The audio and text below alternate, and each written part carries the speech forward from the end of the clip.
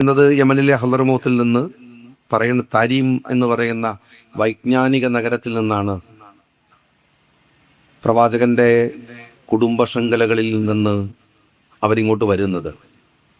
ഇവിടെ വരുമ്പോൾ വന്ന് പിന്നീട് ഇവിടെ താമസിക്കുക മാത്രമല്ല, ചരിത്രത്തെ പരിശോധിച്ച് നോക്കിയാൽ മനസ്സിലാകുന്ന ഒരു കാര്യമുണ്ട്. ഇവിടെ ഒരു നൊസ്റ്റാൾജിയായിട്ട് ലോകത്തെവിടെ പോയി നിന്നിട്ടും തിരിച്ചിവിടെ വരാൻ തങ്ങളുടെ മകൻ സയ്യിദ് ഫസൽ തങ്ങൾ നിരന്തരമായി ശ്രമിച്ചതിനെ കുറിച്ചൊക്കെ പറയുന്നുണ്ട്. ഫസൽ തങ്ങൾ പഠിക്കുന്നത് അറബ് രാജ്യത്ത് പോയിട്ട് പഠനം കഴിഞ്ഞാണ് അദ്ദേഹം ഇവിടെ തിരിച്ചു വരുന്നത്, ഇങ്ങോട്ടേക്ക് വരുന്നത്. മമ്മുറ തങ്ങൾ മരിച്ചു പോയതിനു ശേഷം മകനാണ് അതേ മേഖലയിൽ എങ്ങനെയായിരുന്നോ വാപ്പ ഉണ്ടായിരുന്നത്, സയ്യിദ് അലവി തങ്ങൾ എങ്ങനെയായിരുന്നോ സമൂഹത്തിൽ തൻ്റെ ഉത്തരവാദിത്തം നിർവഹിച്ചിരുന്നത്, അതിനെ കുറെ കൂടെ അക്കാഡമിക്കലായി അല്ലെങ്കിൽ കുറെ കൂടെ പുതിയ കാലത്തിന് അനുസൃതമായ വിധത്തിൽ ആ സമരങ്ങളിലൊക്കെ പങ്കാളിയാവാൻ അദ്ദേഹം നടത്തിയ ശ്രമമുണ്ട്.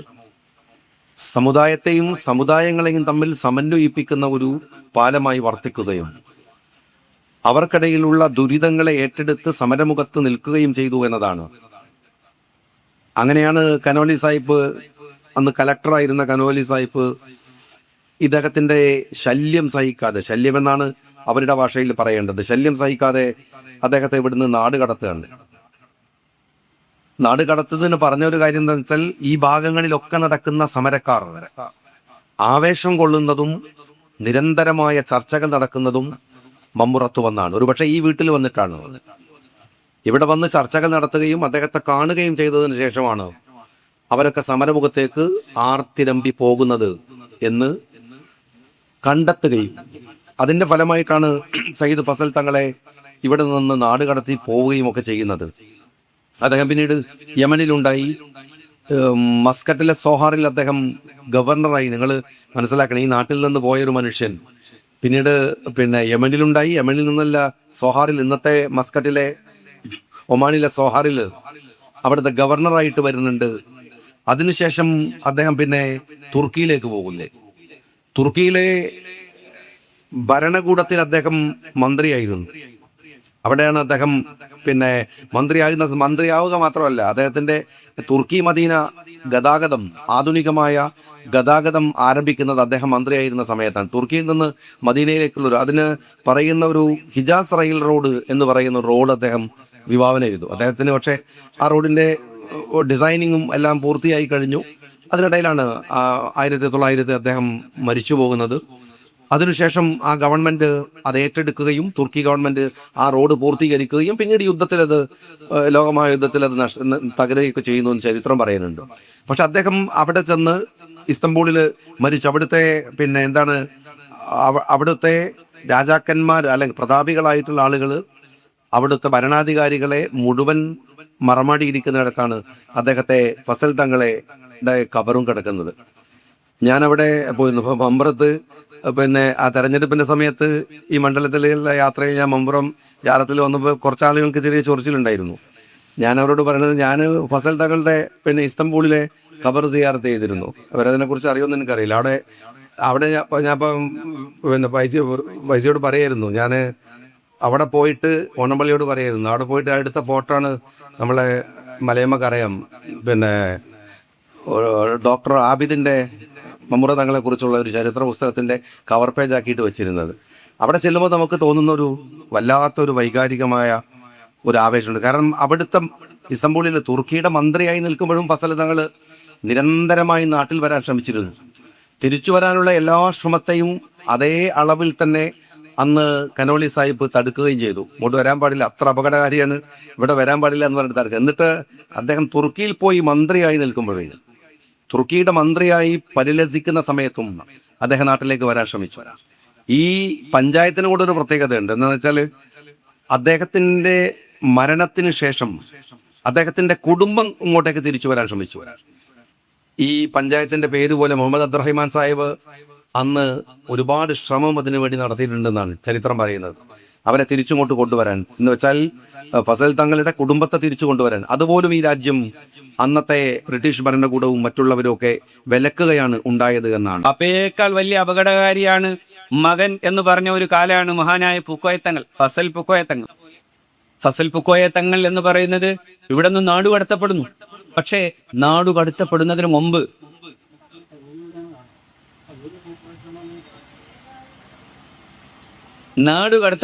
മുമ്പ് മന്ദിരായ തങ്ങൾ എന്താ ചെയ്തത്? തങ്ങൾ ചെയ്തത് ഈ നാട്ടിലെ പാവപ്പെട്ട മനുഷ്യരോട് പറഞ്ഞു, ജന്മിയുടെ മുമ്പിൽ ഓച്ചാനിച്ച് നിൽക്കരുത്, ജന്മിയുടെ ഉച്ഛിഷ്ടം ഭക്ഷിക്കരുത്, ജന്മിയുടെ ഉച്ഛിഷ്ടം ഭക്ഷിക്കരുത്, ജന്മിയുടെ മുമ്പിൽ ഓച്ചാനിച്ചു നിൽക്കരുത്, അവനെ തമ്പ്രാന്ന് വിളിക്കരുത്. എത്ര വലിയ സാമൂഹിക നവോത്ഥാനാണ് നിങ്ങൾ ആലോചിച്ച് നോക്കി. അവനെ തമ്പ്രാന്ന് വിളിക്കരുത്. അതായത് അവനെ ദൈവികമായ പരിപ്രേക്ഷ്യത്തിൽ വിളിക്കുന്ന ഒരു നാമകരണവും ചെയ്തു പോകരുത്. ഇങ്ങനെ പറഞ്ഞ ഏതെങ്കിലും ഒരാളെ നിങ്ങൾക്ക് ചരിത്രത്തിൽ വേറെ വായിച്ച് കൊണ്ടുവരാൻ കഴിയുമോ? ആ കാലഘട്ടത്തിന്റെ സാമൂഹിക നവോത്ഥാനത്തിൽ മമ്പുറം തങ്ങളുടെ ലോകം അതിൻ്റെ ഒരു പൂർത്തീകരണമായിരുന്നു അദ്ദേഹത്തിൻ്റെ പുത്രനും മഹാനായ ഫളിൽ പൂക്കോയ തങ്ങൾ. അദ്ദേഹം എന്ത് തുടക്കം കുറിച്ചോ അതിൻ്റെ പൂർത്തീകരണമായിരുന്നു മഹാനായ ഫളിൽ പൂക്കോയ തങ്ങൾ നടത്തിയത് എന്നുള്ളത് നമുക്കൊരുപാട് അറിയാം. മമ്പുറം തങ്ങളുടെയും ഫളിൽ തങ്ങളുടെയും രാഷ്ട്രീയ സാമൂഹിക ഇടപെടലുകൾ, അവരുടെ രാഷ്ട്രീയ വ്യവഹാരങ്ങളെക്കുറിച്ച് ഒരുപാട് പഠിച്ചിട്ടുണ്ട്, വായിച്ചിട്ടുണ്ട്, ഇപ്പോഴും നമ്മൾ ഒരുപാട് കേട്ടു. പക്ഷേ മമ്പുറം തങ്ങൾ എന്ന് പറയുമ്പോൾ ആദ്യം നമുക്ക് ഓർമ്മ വരുന്ന ഒരു സ്ഥാനപദവി കുത്തുബുസ്സമാൻ എന്നാണ്. അതായത് ആധ്യാത്മിക ലോകത്തെ രാജസിംഹാസനം കൈയാളുന്ന വ്യക്തി എന്നർത്ഥം വരുന്ന കുത്തുബുസ്സമാൻ എന്നാണ് മമ്പുറം തങ്ങൾക്ക് മുമ്പ് നാം നൽകിയിരിക്കുന്ന ആധ്യാത്മിക ലോകം നൽകിയിരിക്കുന്ന സ്ഥാനപ്പേര്. അതേപോലെ തന്നെ പുത്രനായ ഫളിൽ പൂക്കോയ തങ്ങൾക്കും കുത്തുബ്, ഗൗസ് എന്ന ഉന്നത ആധ്യാത്മിക സ്ഥാനപദവികൾ അറബ് ലോകത്തും ഒട്ടോമൻ ലോകത്തുമൊക്കെ നൽകപ്പെട്ടിട്ടുണ്ട്. മഹാനായ ഹബീബ് അഹ്മദ് ബിൻ അത്താസ് എന്ന ബഅലവി സൂഫി വർജൻ അദ്ദേഹം എഴുതുന്നുണ്ട്, വാപ്പയുടെ നിഴലിൽ ആധ്യാത്മിക ഔന്നിത്യം അറിയപ്പെടാതെ പോയ, വിസ്മരിക്കപ്പെട്ടു പോയ രണ്ടു പേരെ എനിക്ക് ചരിത്രത്തിൽ അറിയാം. ഒന്നാമത്തെ ആൾ അബ്ദുൽ ഖാദിർ ഹബഷി എന്നുള്ള മക്കയിലെ സൂഫി വർജനും രണ്ടാമത്തെ ആൾ ഫളുൽ ബിൻ അലവി എന്നുള്ള വ്യക്തിയുമാണ്.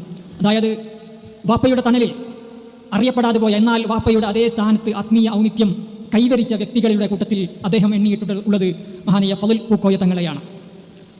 അദ്ദേഹത്തെ ഹബീബ് അഹ്മദ് ബിൻ അത്താസ് വിളിച്ചത് മക്കയിലെ ഔലിയാക്കന്മാരുടെ നേതാവ്, സുൽത്താൻ ഉലുൽ ഔലിയ എന്നാണ് അദ്ദേഹത്തെ വിളിച്ചിരുന്നത്. മമ്പുറം തങ്ങളും അതേ തുടർന്ന് ഫളിൽ തങ്ങളും വിശ്വാസികളോട് ഉണർത്തിയത് നിങ്ങളുടെ വിശ്വാസം മുറുകെ പിടിക്കണമെന്നുള്ളതാണ്. ബ്രിട്ടീഷുകാരെ നിങ്ങളെ സാംസ്കാരിക രാഷ്ട്രീയമായിട്ട് മാത്രമല്ല അധിനിവേശം നടത്തുന്നത്, നിങ്ങളുടെ സംസ്കാരത്തെ ചോർത്തിയെടുക്കാൻ വേണ്ടിയിട്ട് അവർ ശ്രമിക്കുന്നുണ്ട് എന്നുള്ളതാണ്. നിങ്ങളുടെ സ്വത്വത്തെ സംരക്ഷിക്കണമെങ്കിൽ നിങ്ങൾ ആദ്യം സാംസ്കാരികമായിട്ട് നിങ്ങളെ ശാക്തീകരിക്കണം. നിങ്ങളുടെ സാംസ്കാരികമായിട്ട് നിങ്ങൾ സ്വയം ശാക്തീകരിച്ചില്ലെങ്കിൽ നിങ്ങൾ എന്തിനു വേണ്ടിയിട്ടാണോ, ഏതൊരു സംസ്കാരത്തിൻ്റെ സംരക്ഷണത്തിന് വേണ്ടിയിട്ടാണോ നിങ്ങൾ പോരാടുന്നത്, ആ സംസ്കാരത്തിൽ നിങ്ങൾക്ക് തന്നെ സ്വയം വിശ്വാസമില്ലെങ്കിൽ അതിൽ യാതൊരു കാര്യവുമില്ല എന്ന് ഇരുവരും സമുദായത്തെ നിരന്തരം ഉണർത്തിയിട്ടുണ്ട്. മഹാനായ ഫളിൽ തങ്ങൾ അദ്ദേഹം മലബാറിലായിരുന്നപ്പോഴും തുടർന്നുള്ള വർഷങ്ങളിലും ഹിജാസിലാവട്ടെ ഇസ്താംബൂളിലാവട്ടെ അദ്ദേഹം എഴുതിയ മുഴുവൻ ഗ്രന്ഥങ്ങളിലും ആത്മീയമായിട്ടുള്ള സമുദ്ധരിക്കാൻ വേണ്ടിയിട്ട്, നമ്മുടെ ആത്മാവിനെ സംസ്കരിക്കാൻ വേണ്ടിയിട്ട് അദ്ദേഹം നിരന്തരം ഉണർത്തുന്നുണ്ട്. ഉദ്ദത്തുൽ ഉമറ എന്ന പ്രശസ്തമായിട്ടുള്ള സമരാഹ്വാന രചനം ഫളിൽ തങ്ങൾ ക്രോഡീകരിച്ചതാണ്. അതിൽ സൈഫുൽ ബത്താർ അടക്കമുള്ള ഗ്രന്ഥങ്ങൾ, ഒരുപാട് പണ്ഡിതന്മാരുടെ സൂഫിവര്യന്മാരുടെ ഗ്രന്ഥശകലങ്ങൾ ക്രോഡീകരിച്ചുകൊണ്ട്, സമാഹരിച്ചുകൊണ്ട് അദ്ദേഹം ക്രോഡീകരിച്ച ഗ്രന്ഥമാണ് ഉദ്ദത്തുൽ ഉമറ എന്ന പ്രശസ്തമായ സമരാഹ്വാന രചന. അതിൽ അദ്ദേഹം ഉണർത്തുന്നത് വിശ്വാസകാര്യങ്ങൾ നമ്മൾ ശ്രദ്ധിക്കണം. നമ്മുടെ ഈ കാലഘട്ടത്തിൽ അദ്ദേഹം ആ കാലഘട്ടത്തിൽ എടുത്തുകൊണ്ട് അദ്ദേഹം പറയുകയാണ്, നമ്മുടെ മുസ്ലിങ്ങളുടെ മൊത്തത്തിലുള്ള അപജയത്തിൻ്റെ ഏറ്റവും വലിയ കാരണം നമ്മുടെ വിശ്വാസത്തിലുള്ള ശോഷണമാണ്. മാത്രമല്ല ലൗകിക സ്നേഹവും വിശ്വാസത്തിലുള്ള ശോഷണവുമാണ് നമ്മുടെ അപജയത്തിൻ്റെ ഏറ്റവും പരമപ്രധാനമായിട്ടുള്ള കാരണമെന്നുള്ളത്. അതുകൊണ്ട് വാളെടുത്ത് യുദ്ധം ചെയ്യാൻ ഇറങ്ങി പുറപ്പെടുന്നതിന് മുമ്പ് നമ്മുടെ വിശ്വാസം നമുക്ക് ആദ്യമേ കൈമോശം വന്നിട്ടുണ്ടോ എന്ന് നാം സ്വയം പരിശോധിക്കണമെന്ന് അദ്ദേഹം ഉണർത്തി. അതിനു വേണ്ടിയിട്ട് അദ്ദേഹം മിമ്പറിൽ കയറി പ്രഭാഷണങ്ങൾ നടത്തി. ബഅലവി എന്ന ആത്മീയ പ്രസ്ഥാനത്തിൻ്റെ ആത്മീയമായിട്ടുള്ള മതോപദേശങ്ങൾ അദ്ദേഹം നിരന്തരം നൽകി. വിശ്വാസികളെ, നിങ്ങൾ രാഷ്ട്രീയമായിട്ടുള്ള അധിനിവേശം നിങ്ങൾക്കെതിരെ ബ്രിട്ടീഷുകാർ നടത്തുകയാണെങ്കിൽ ഒരുപക്ഷെ നിങ്ങളുടെ ജീവൻ പോയേക്കാം, നിങ്ങൾ കൊല്ലപ്പെട്ടേക്കാം. പക്ഷേ സാംസ്കാരിക അധിനിവേശം എന്നുള്ളത്, നിങ്ങളുടെ സംസ്കാരം നമ്മുടെ ഐഡൻറ്റിറ്റിയാണ്, നമ്മുടെ സ്വത്വം എന്നുള്ളത് നമ്മുടെ ജീവനാടിയാണ്. ആ സ്വത്തത്തെ അവരെടുത്തുകൊണ്ടുപോയാൽ പിന്നെ ഒന്നും ബാക്കിയില്ല, പിന്നെ നമുക്ക് പോരാടാൻ വേണ്ടിയിട്ട് മറ്റൊരു കാര്യവും ബാക്കിയില്ല എന്ന് അദ്ദേഹം ആദ്യമായിട്ട് വിശ്വാസികളെ ഉണർത്തുന്നുണ്ട്. മഹാനായ ഫളിൽ പൂക്കോയ തങ്ങളും മുസ്ലിങ്ങളുടെ സ്വത്വം മാത്രമല്ല, മുസ്ലിങ്ങളുടേതിന് സമാനമായിട്ടുള്ള സ്വത്വ പ്രതിസന്ധി നേരിട്ടുകൊണ്ടിരുന്നത് മലബാറിൽ നേരിട്ടുകൊണ്ടിരുന്ന ഹിന്ദു അധസ്ഥിത വിഭാഗങ്ങൾ, താഴ്ന്ന ജാതിക്കാരായിട്ടുള്ള ആളുകൾ, അവർ ബ്രിട്ടീഷുകാരുടെ അധീശത്വത്തിനും ജന്മിമാരുടെ അവരുടെ സമ്മർദ്ദങ്ങൾക്കും വഴങ്ങിക്കൊണ്ട് തങ്ങളുടെ സ്വത്വം, തങ്ങളുടെ സാംസ്കാരിക ശേഷിപ്പ് അവർ നഷ്ടപ്പെടുത്തിക്കൊണ്ടിരിക്കുകയാണ് എന്ന് തിരിച്ചറിഞ്ഞുകൊണ്ട് ഹിന്ദു അധസ്ഥിത വിഭാഗങ്ങളെ കൂടെ കൂട്ടിക്കൊണ്ട് അവരുടെ കൂടി സ്വത്ത് സംരക്ഷണത്തിന് വേണ്ടിയിട്ടുള്ള പോരാട്ടങ്ങളിൽ മമ്പ്രതങ്ങന്മാർ ഏർപ്പെട്ടു എന്നുള്ളത് അവിടെയും നമുക്ക് കാണാൻ പറ്റും. സാംസ്കാരിക സ്വത്വം സംരക്ഷിക്കാൻ വേണ്ടിയിട്ടാണ് അവർ പ്രാഥമികമായിട്ട് പരമപ്രധാനമായിട്ട് അവർ ഇടപെട്ടത് എന്നതിൽ നാം ശ്രദ്ധിക്കേണ്ട പാഠമുണ്ട്. കാരണം അധിനിവേശങ്ങളുടെ കാലം കഴിഞ്ഞു. രാഷ്ട്രീയ അധിനിവേശങ്ങൾ ഇന്ന് അത്ര ഗണ്യമായ തലത്തിലില്ല. പക്ഷേ സാംസ്കാരിക അധിനിവേശം എല്ലായിടത്തുമുണ്ട്. ഏറ്റവും വലിയ അപകടമെന്ന് പറഞ്ഞാൽ രാഷ്ട്രീയ അധിനിവേശത്തിൽ നമുക്കറിയാം ശത്രുക്കളാരെന്ന്. നമ്മുടെ മുമ്പിലുള്ള ശത്രുക്കളെ നമുക്ക് വ്യക്തമായിട്ട് അറിയാൻ പറ്റും.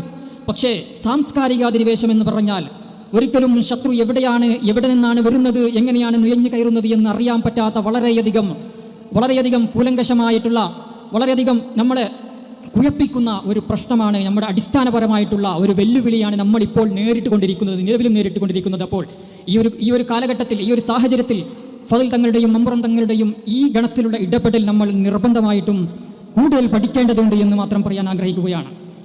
രണ്ടാമതായിട്ട് മഹാനായിട്ടുള്ള മമ്പ്രം തങ്ങൾ നിലകൊണ്ടത് ഐക്യത്തിന് വേണ്ടിയിട്ടാണ്. അധിനിവേശങ്ങൾക്കെതിരെയുള്ള ഐക്യമുന്നണി. ഇവിടെ മുസ്ലിങ്ങളെയും ഹിന്ദു അധസ്ഥിത വിഭാഗങ്ങളെയും കൂടെ കൂട്ടിക്കൊണ്ട് ഏകീകൃതമായിട്ടുള്ള ഒരു പ്രതിരോധ മുന്നണി രൂപീകരിക്കാൻ വേണ്ടി മമ്പ്രം തങ്ങൾ മുന്നിട്ടിരുന്നു.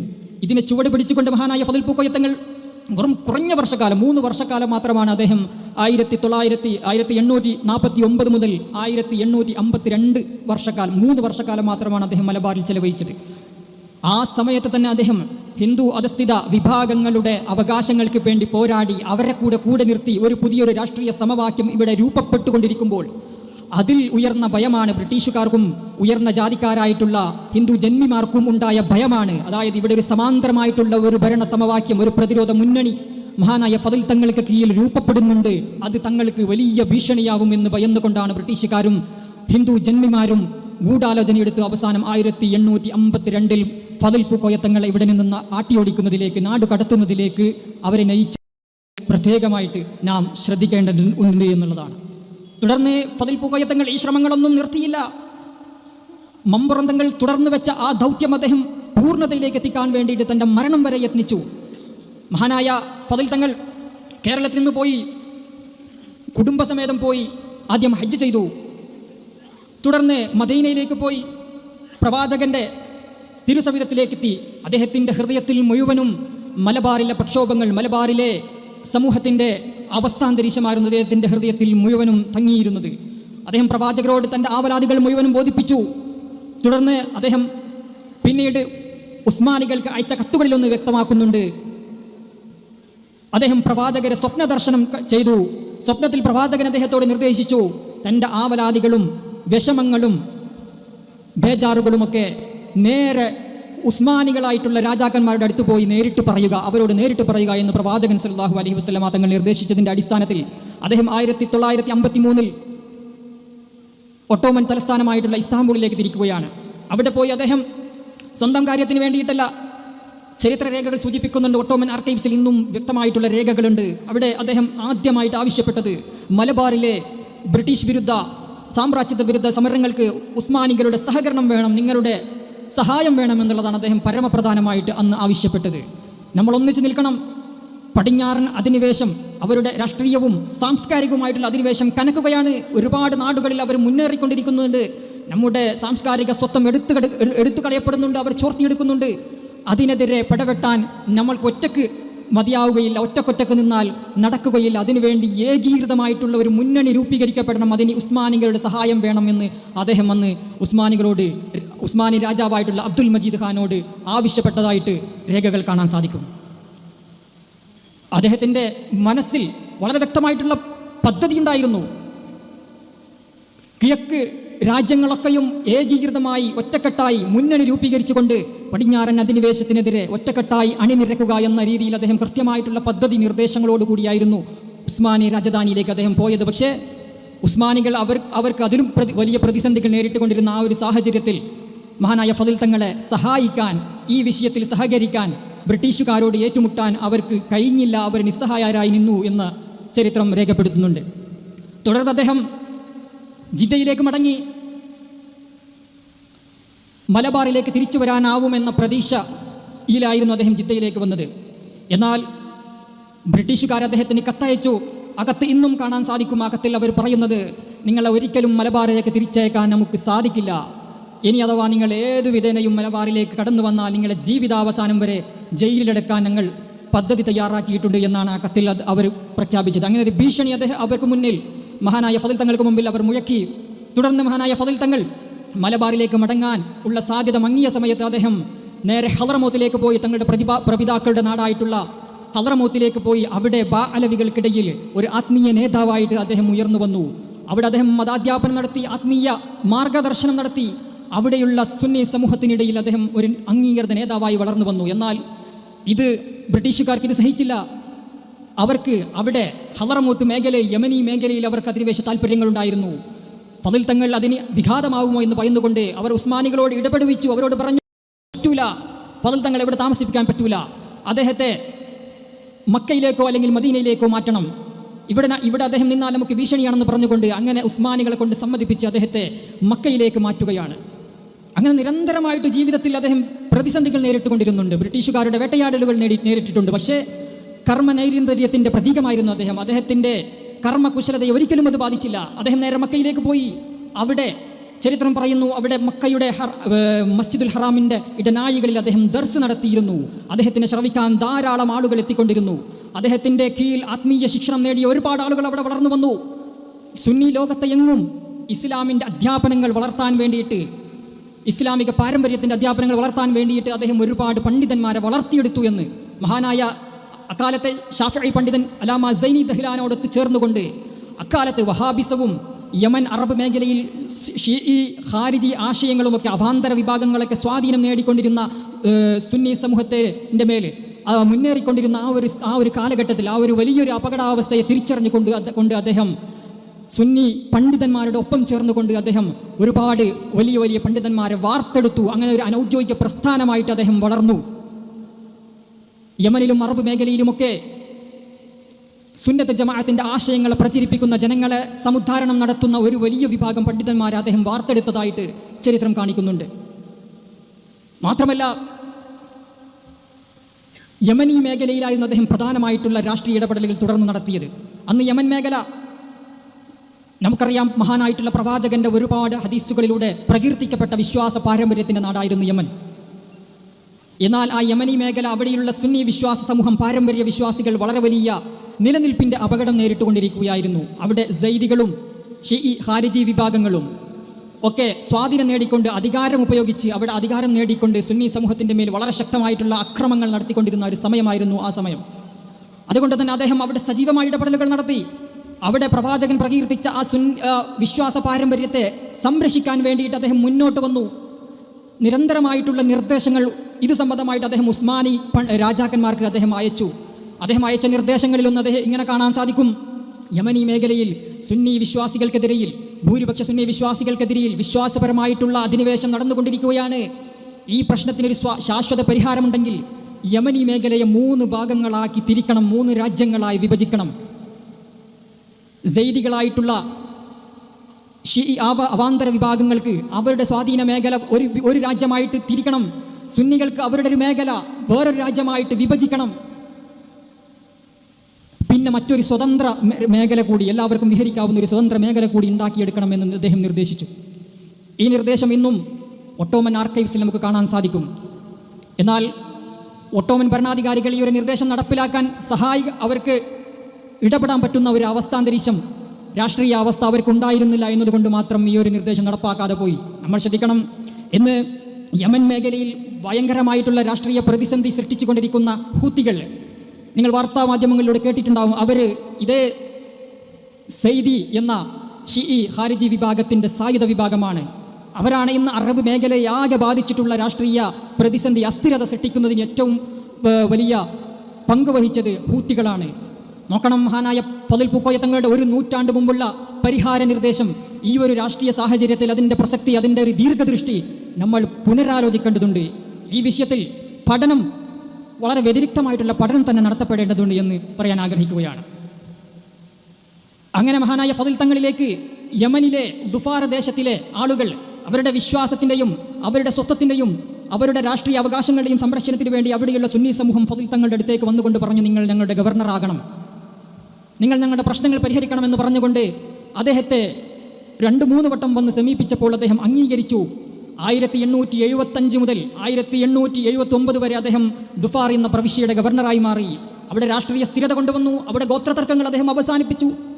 പരിശുദ്ധമായ ഇസ്ലാമിക വ്യവസ്ഥ അദ്ദേഹം അവിടെ സ്ഥാപിക്കുന്നതിൽ മുൻകൈയെടുത്തു. ഗോത്രങ്ങൾക്കിടയിൽ ഐക്യം സ്ഥാപിക്കാനും സുന്നി സമൂഹത്തിനെതിരെയുള്ള അതിക്രമങ്ങൾക്ക് അറുതി വരുത്താനും അദ്ദേഹം മുൻകൈയെടുത്തു. ഈ രീതിയിൽ അക്കാലഘട്ടത്തിൽ സുന്നത്ത് ജമാഅത്ത് ഇസ്ലാമിക വിശ്വാസ പാരമ്പര്യം നേരിട്ടുകൊണ്ടിരുന്ന ഒരുപാട് പ്രതിസന്ധികൾക്ക് പരിഹാരം കാണാൻ വേണ്ടിയിട്ട് ആഗോളതലത്തിൽ തന്നെ മമ്പ്രന്തങ്ങൾ മലബാറിൽ തുടങ്ങി വെച്ച ആ പരിശ്രമങ്ങൾ അദ്ദേഹം ആഗോളതലത്തിലേക്ക് വ്യാപിപ്പിച്ചു എന്നുള്ളതായിരുന്നു ഫضൽ തങ്ങൾ കേരളത്തിൽ നിന്ന് നാട്ടിയോടിക്കപ്പെട്ടതിലുള്ള ഏക കാര്യം. അദ്ദേഹം ആ ഒരു വെല്ലുവിളിയെ അവസരമായിട്ട് ഉപയോഗപ്പെടുത്തുകയും തൻ്റെ പ്രവർത്തനങ്ങൾ പരിശ്രമങ്ങൾ ആഗോളതലത്തിലേക്ക് തന്നെ വിശാലമായ ഇസ്ലാമിക ഭൂവിഭാഗങ്ങളിലേക്ക് പരിവർത്തിപ്പിച്ചെടുത്തു എന്നുള്ളിടത്താണ് അദ്ദേഹത്തിൻ്റെ കർമ്മകുശലതയെ നാം ഗ്രഹിക്കേണ്ടത്. തുടർന്ന് 1879 അദ്ദേഹത്തെ ഉസ്മാനി രാജാക്കന്മാർ ഇസ്താംബൂളിലേക്ക് ക്ഷണിച്ചു. അറബ് ദേശത്തെ ഏറ്റവും അടുത്തറിഞ്ഞുകൊണ്ട ഒരു രാഷ്ട്രീയ വിചക്ഷണനെ നമുക്ക് വേണം, ഈ സാമ്രാജ്യത്തിൽ രാജധാനിയിൽ തന്നെ വേണം നമുക്ക് ഉപദേശങ്ങൾ തരാൻ, അറബ് മേഖലയുമായിട്ട് ബന്ധപ്പെട്ട ഉപദേശ നിർദ്ദേശങ്ങൾ തരാൻ വേണ്ടി നമുക്ക് വേണമെന്ന് പറഞ്ഞുകൊണ്ട് സുൽത്താൻ അബ്ദുൽ ഹമീദ് ഖാൻ അദ്ദേഹത്തെ ഇസ്താംബൂളിലേക്ക് ക്ഷണിക്കുകയാണ്. തുടർന്ന് 1900 മരണം വരെ അദ്ദേഹം ഇസ്താംബൂളിൽ നിലകൊള്ളുകയും അവിടെ പണ്ഡിതനായും രാഷ്ട്രീയ ഉപദേശകനായിട്ടും അവിടെ വലിയ സ്വാധീനം നേടുകയും ചെയ്തു എന്നുള്ളതാണ്. ഇതേ സമയം തന്നെ ഈ രാഷ്ട്രീയ വ്യവഹാരങ്ങൾക്കിടയിൽ തന്നെ അദ്ദേഹം താൻ പ്രതിനിധീകരിച്ച ബാലവി ആത്മീയ പ്രസ്ഥാനത്തെ അടുത്ത തലമുറയിലേക്ക് കൈമാറാൻ വേണ്ടിയിട്ട് അദ്ദേഹം ക്ഷണിക്കുകയാണ്. അദ്ദേഹം സാൻസിബാറിൽ നിന്ന് അങ്ങകലെ ആഫ്രിക്കയിൽ നിന്ന് അബ്ദുല്ലാഹിബിൻ സുമൈത്ത് എന്ന ബാലവി കുടുംബാംഗമായ പണ്ഡിതനെ അദ്ദേഹം ഇസ്താംബൂളിലേക്ക് ക്ഷണിച്ചുകൊണ്ട് അദ്ദേഹത്തിന് ആത്മീയ ശിക്ഷണം നൽകുകയാണ്. എന്നിട്ട് തൻ്റെ ബാലവി ആത്മീയ പാരമ്പര്യം അദ്ദേഹത്തിന് കൈമാറി. ഇനിയുള്ള പരമ്പരകളിലേക്ക് ഈ ആത്മീയ പാരമ്പര്യം, ഈ ആത്മീയ സരണി കൈമാറാൻ വേണ്ടിയിട്ട് ഉള്ള ആളുകളെ അദ്ദേഹം വാർത്തെടുക്കുകയാണ്. ഇസ്താംബൂളിൽ തൻ്റെ വാർദ്ധക്യകാലത്തിൽ അദ്ദേഹം ഗ്രന്ഥങ്ങൾ ഒരുപാട് രചിച്ചു. തസവൂഫിൻ്റെ അടിസ്ഥാന തത്വങ്ങളൊക്കെ പരിചയപ്പെടുത്തുന്ന ഒരുപാട് ഗ്രന്ഥങ്ങൾ ഇസ്താംബൂളിൽ വെച്ച് രചിച്ചു. ഇങ്ങനെ ഒരിക്കലും വെറുതെ ഇരിക്കാതെ കർമ്മനൈരന്തര്യം കൊണ്ട് ആദർശം തീർത്ത മഹാനായിരുന്നു അദ്ദേഹം. 1900 ഒക്ടോബർ 27 അദ്ദേഹം മരണപ്പെടുമ്പോൾ അവിടെ ഒട്ടോമൻ പത്രങ്ങളിലൊക്കെ ആദ്യ പേജിൽ തന്നെ വന്ന മരണവാർത്ത ഇങ്ങനെയായിരുന്നു: ഒരു പുരുഷായുസ് ഒട്ടോമൻ സാമ്രാജ്യത്തിന് വേണ്ടിയിട്ട് സമർപ്പിച്ച വ്യക്തിത്വമായിരുന്നു അദ്ദേഹമെന്നായിരുന്നു. ഈ രീതിയിൽ അവിടെയുള്ള രാഷ്ട്രീയ, സാമൂഹിക, മത, ആത്മീയ മേഖലകളിലൊക്കെയും സ്വാധീനം നേടിയ ഒരു മലയാളി യുഗപുരുഷനെ നമുക്ക് വേറെ കാണാൻ സാധിക്കുകയില്ല എന്നുള്ളതിൽ സംശയമില്ല. ഇനിയും ഒരുപാട് കാര്യങ്ങൾ പഠിക്കാണ്ട് ഫضൽ തങ്ങളെക്കുറിച്ച്, അദ്ദേഹത്തിനെ കുറിച്ചിട്ടുള്ള രേഖകൾ, ചരിത്രരേഖകൾ അവിടെ ഒട്ടോമൻ ആർക്കൈവ്സിൽ ഒരുപാട് കിടക്കുന്നുണ്ട്. അദ്ദേഹത്തിൻ്റെ ജീവിതത്തിൻ്റെ ബഹുമുഖങ്ങളായിട്ടുള്ള വശങ്ങൾ പഠിക്കാനും ഗ്രഹിക്കാനും അന്വേഷണങ്ങൾ നടത്താനും നമ്മൾ മുമ്പോട്ട് വരണം. ഈ ഒരു ഗ്രന്ഥം, നമ്മുടെ മുന്നിലുള്ള ഈ ഗ്രന്ഥം അതൊരു തുടക്കം മാത്രമാണെന്ന് പ്രത്യേകം പറയാൻ ആഗ്രഹിക്കുകയാണ്. അദ്ദേഹത്തിൻ്റെ ഗ്രന്ഥങ്ങൾ, രചനാലോകം വളരെ സമ്പന്നമായിട്ടുള്ള പല വൈവിധ്യമാർന്ന വിഷയങ്ങളിൽ അദ്ദേഹം രചിച്ച ഗ്രന്ഥങ്ങളും അതും ഇസ്താംബൂളിൽ പല ലൈബ്രറികളിലായിട്ട്, പല കൈയെഴുത്ത് പ്രതികളിലായിട്ട് പൊടി പിടിച്ച് കിടക്കുന്നുണ്ട്. അതൊക്കെയും പ്രകാശിപ്പിക്കേണ്ടതും വായനാലോകത്തിന് മുന്നോട്ട് കൊണ്ടുവരേണ്ടതുമൊക്കെ നമ്മുടെ ബാധ്യതയാണ്. ഇസ്ലാമിക സമൂഹത്തിൻ്റെ മുഴുവനും ഐക്യത്തിന് വേണ്ടിയിട്ട്, സാംസ്കാരികമായിട്ടുള്ള സ്വത്വത്തിൻ്റെ സംരക്ഷണത്തിന് വേണ്ടിയിട്ട് നിലകൊണ്ട ഫضൽ തങ്ങൾ, അദ്ദേഹത്തിൻ്റെ ജീവിതത്തിൻ്റെ സന്ദേശവും അതുതന്നെയാണ്. രാഷ്ട്രീയ അധിനിവേശത്തേക്കാൾ നമ്മുടെ സംസ്കാരത്തെ ചോർത്തിയെടുക്കാൻ വരുന്ന ആളുകളെയാണ് നാം സൂക്ഷിക്കേണ്ടത്. അതിനു വേണ്ടിയിട്ട് നമ്മുടെ വിശ്വാസത്തിൽ അടിയുറച്ചു നിൽക്കണം. ആത്മീയമായിട്ടുള്ള സംസ്കരണം നമ്മൾ ആദ്യം നടത്തണം. നമ്മുടെ വിശ്വാസത്തിൻ്റെ അടിസ്ഥാനം നമ്മുടെ ഹൃദയത്തിൽ ആഞ്ഞു തറക്കപ്പെടണം. ആ വിശ്വാസത്തിൻ്റെ ദൃഢത കൊണ്ട് നമ്മെ സ്വാധീനിക്കാൻ വരുന്ന സാംസ്കാരിക ശക്തികളെയൊക്കെയും നമ്മൾ തോൽപ്പിക്കണമെന്ന വലിയ സന്ദേശമാണ് ഫضൽ തങ്ങളുടെ ജീവിതം, അദ്ദേഹത്തിൻ്റെ ജീവിതാദർശം നമുക്ക് മുന്നിൽ വെക്കുന്നത്.